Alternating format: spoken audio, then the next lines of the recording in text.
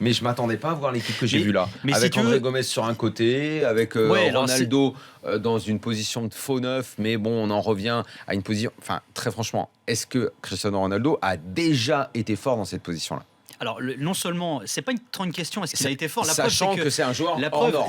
La preuve, c'est qu'il évolue jamais véritablement comme un vrai neuf, et on le voit dans son positionnement. La question, c'est surtout, est-ce que Cristiano a envie de jouer dans cette position-là ? Et on voit bien dans ses déplacements et dans son positionnement que la réponse est non. Ancelotti, il avait essayé. Avant lui, Mourinho avait essayé au Real Madrid aussi. Oui, mais ça a toujours été un pansement. Quand on l'a mis comme ça, c'est parce qu'il manquait un mec. Oui, mais là, parce qu'on sait bien que c'est pas sa place. Ce que Santos explique, c'est que ce qui est important, c'est pas tant le positionnement de chaque joueur, c'est l'animation offensive. C'est pour ça que lui parle pas d'un 4-4-2, il parle d'un. C'est pour ça qu'il parle d'un système de jeu qui est mobile. Tu peux pas faire jouer autant de mecs à des positions qui sont pas les leurs. Mais je pense qu'il y a deux choses, c'est que au Real, il a Benzema et on voit bien, d'ailleurs ça sert aussi à Benzema pour briller.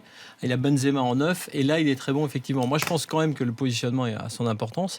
Et néanmoins, je pense que un Ronaldo stratosphérique entre guillemets, par exemple ce soir aurait marqué ne serait-ce que cette deuxième tête qui ne remet pas d'où elle vient. Oui, et la tête est vraiment, cette tête elle est sur le gardien, un truc qui pour lui est une formalité. Celle-là, il l'a contrôlé, c'est-à-dire qu'il n'était même pas en rupture, il était en contrôle, il l'a mis où il voulait. Il a juste et il l'a joué petit côté Nani au tout début aussi. Ouais, mais là je parlais de Ronaldo pour dire qu'un Ronaldo en forme, un truc facile. Moi sur ces petites choses là, sur 2-3 images, alors toi tu connais mieux Nico, je n'ai pas senti un Ronaldo stratosphérique et je pense effectivement que le positionnement n'arrange pas les choses, mais je pense que le Portugal a toujours besoin quand même d'un grand Cristiano Ronaldo.